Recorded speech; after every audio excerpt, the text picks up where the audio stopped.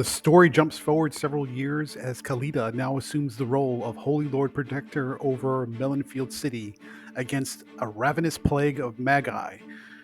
Is it all it seems, or is there something nefarious going on behind Khalida's new role of power? We're going to talk about it here in our review of GUMAA, The Beginning of Her, number 4, from Titan Comics. See you in 3. And welcome back to Comical Opinions. This is our review of GUMAA, The Beginning of Her, number 4, from Titan Comics. And in this issue, we follow Khalida in her new role as the Holy Lord Protector against the rabid magi sweeping through Melanfield City. But before we get started, please like, share, comment, subscribe. Let us know how we're doing. Your attention is greatly appreciated. Hit that bell for notification and stay tuned to the end for the final score. Let's talk about the credits. This issue is written by Ji-Hyung Lee. Art is also by Ji-Hyung Lee and Nabetse Zitro. Hopefully I'm saying that right. Colors, letters are also by Ji-Hyung Lee, and the cover art for cover A is drawn by Sozo Maika. So it's mostly a one-person show, but generally speaking, there's a little bit of help. And visually speaking, this is a fantastic comic. Let's talk about what happened in the last issue. Khalida escaped the Luciel drug cartel's capture.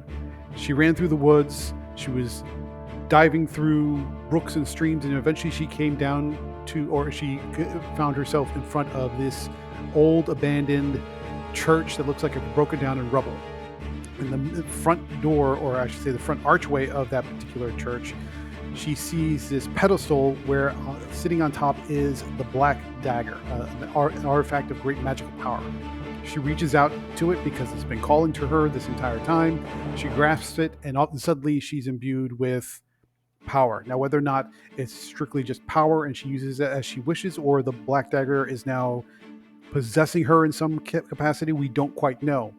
But when the Lucio cartel's henchmen finally track her down, guns ablazing, she blacks out, and when she comes to, we're all dead. And now she moves forward to assume her role, which is the scene that we saw in the beginning of the very first issue, where she's standing in this church dubbed the monastery, and she's this powerful holy figure that has established herself as the sole protector of the city against a spreading supernatural darkness amongst its citizens. This issue now picks up exactly where that first issue forward scene picked up. Khalida is now standing in the archway of the monastery, which is this gleaming tower of holiness in the middle of Melanfield City.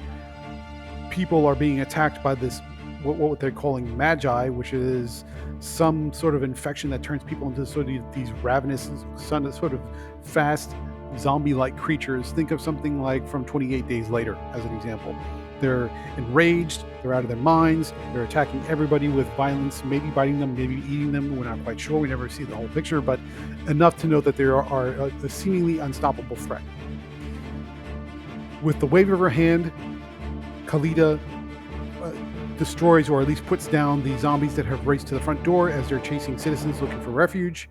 She orders them to be brought in, and she heals them with this vial of what she calls holy water. It's sort of this purple glowy fluid. And everyone who is taking refuge inside the monastery is completely amazed that she seems to be the only one that knows how to stop these magi, and the only one who knows how to heal them to return them to their human form. And everyone is now regarding her with reverence and respect and all kinds of awe about how powerful she is, and she seems to be the only one that can stop the darkness spreading outside the doors of her refuge. Cut forward to another day or two later, and one of the police officers, a gentleman by the name of Ken, is been making secret contact with Brenna, who is the little girl from the first part of the series, who is now grown up, and so we know this is several years later. And Brenna believes that the holy power and safety and strength that Khalida is presenting as the Holy Lord Protector might be off. There might be something more sinister going on behind the scenes. And when Brenna gives Ken information that says, here, read this, it seems to suggest that maybe the attack of the Magi is manufactured by Khalida, because that would drive everyone to her as a form of worship and protection. It's sort of a a false flag event, if you want to call it that, and that there may be something to it. So they part ways, but when we get back to the monastery, we see Khalida sitting on what looks like a throne. So it's very royal, very reverential.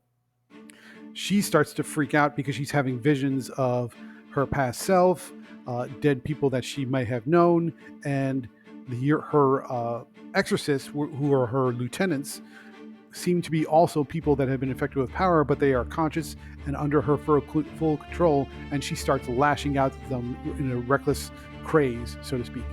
And that's where we end the issue, knowing that she grabs the black dagger and she looks like she's about to do something and we don't know what. So that's where we finish on this issue. Generally speaking, visually speaking, this is a fantastic looking issue. But so these are the positives. Let's talk about the positives. Visually speaking, this is a visually rich, detailed, beautiful, executed comic. The character work is phenomenal. The character acting is phenomenal. The backgrounds, the sets, everything has this sort of supernatural, ethereal, mystical feel to what's going on, even though it's in urban fantasies, because it's set in the middle of it's called Melanfield. I don't know if that's an actual place. It's probably not, but it feels like a typical urban setting. And then you have all these things that are happening that have a mystical quality to it. So it very much has that urban fantasy feel, and it looks fantastic. It's moody, it's atmospheric, it's gorgeous. So I know most of the positives are about the art, but this is really the draw here from Ji-Hong Lee. The art is fantastic. Also, it's very intriguing in the sense that we want to know what's going on with Khalida during that time, from the last time we saw her to the time jump to now. What has happened to her? Is she fully in control of her power? Is she being possessed by something dark? What's going on there? So the seeds are planted for a mystery that's got a lot of nuance and complexity and detail. And so it's very intriguing in the sense that you want to know what's happening with her. So those are the positives. On the downside, what didn't we quite like? There's a lot of things that are happening because of that time jump that don't quite make sense. They sort of come out of the blue. We don't know what's going on. So there's a distinct line, or I should say a fine line, between intrigue and mystery, and on the other side of that line, frustration, because there are some points of this that feel a little confusing. Where did these exorcists come from? How did Khalida get exorcists? Where did the Magi come from? We still haven't answered that question, and we're in issue 4. We don't even know what they are, or who they are, or how they became, or how these people became infected and turned into Magi in the first place. There's a lot of open questions that this issue expands on, where you just got a hint in the first issue from the current scene that acted as a prologue before you jump back into the origin of Khalida, which was fine. That's just sort of like a hint of what's to come. But now we're in the time frame where that prologue comes from, and there are so many empty open questions. It starts to get a little confusing, potentially a little bit frustrating. And that's something that, if those questions don't get answered quickly, either in the next issue or very shortly thereafter, frustration will devolve into annoyance and maybe even apathy. We definitely don't want that. So if I were to encapsulate all of that into a single statement, it's just that there are so many open questions that the issue became a little bit confusing at points. And hopefully that it gets addressed soon, but we'll see. Speaking of art, we'll talk about the art a little bit, but we've already said a lot about the art. It looks fantastic. So if you want something that looks moody, atmospheric, with a little bit of hint of supernatural whimsy, and all within an urban setting, you get all of it. This looks gorgeous. This is a gorgeous looking comic. So if you are more in tune with the visuals when it comes to comic reading, and can forgive the negatives and the positives and how they all balance out for the story, and visuals are more important to you, you're going to love this comic. If you favor more of the story, at least an even mix with the art, you may struggle a little bit. So it sort of depends. But if you're talking strictly about the art, this comic looks fantastic. Final thoughts. What do we think about GUMAA, the beginning of her number 4 from Titan Comics? The mysteries are intriguing. The questions are curiosity-inducing, which is what you want. And the art looks fantastic. It all comes together visually beautifully.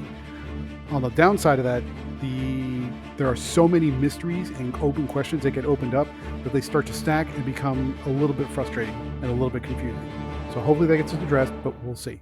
Therefore, we're going to give GUMAA, the beginning of her, number 4 from Titan Comics, a 7.8 out of 10. We hope you enjoyed this review. If you'd like to hear more just like this one, please stay tuned through the outro.